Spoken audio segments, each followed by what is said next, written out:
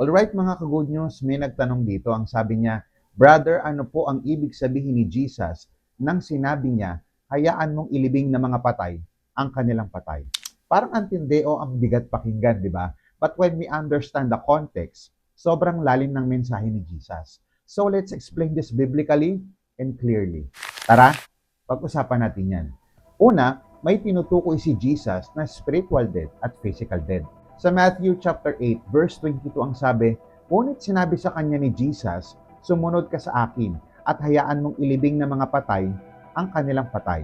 Mga ka-good news, hindi pinapakita ng verse na ito na basto si Jesus. Ang ibig sabihin ni Jesus Christ dito, ang spiritually dead, walang buhay sa Diyos o walang relationship sa Diyos, ang bahalang mag-asikaso ng physical dead. Samantalang ang tinatawag niya ay para sa buhay na walang hanggan.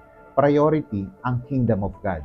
Pangalawa, ipinapakita ni Jesus na ang pagsunod sa kanya ay mas mahalaga kaysa sa legitimate responsibilities. Sa Luke chapter 9, verse 60 ang sabi, hayaan mong ilibing ng mga patay ang kanilang patay, ngunit ikaw ay humayo at ipahayag ang kaharian ng Diyos.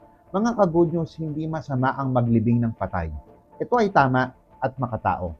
Pero ang punto ni Jesus Christ, kapag tinawag ka ng Diyos, huwag mong ipagpaliban ang pagsunod because delayed obedience is still disobedience. Pangatlo, itinuturo ni Jesus na may mas mataas na buhay kaysa sa earthly concerns.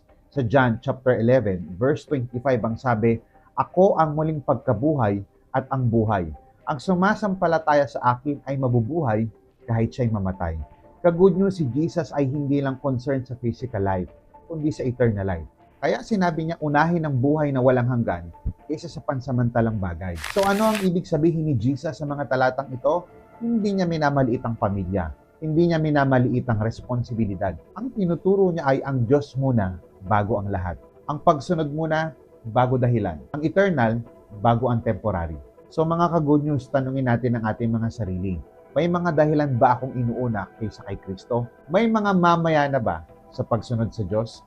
Sa Matthew chapter 6, verse 33 ang sabi, hanapin muna ninyo ang kaharian ng Diyos. Tandaan, following Jesus requires priority, not excuses. What are your thoughts? I-type mo sa comment section. Pag-usapan natin.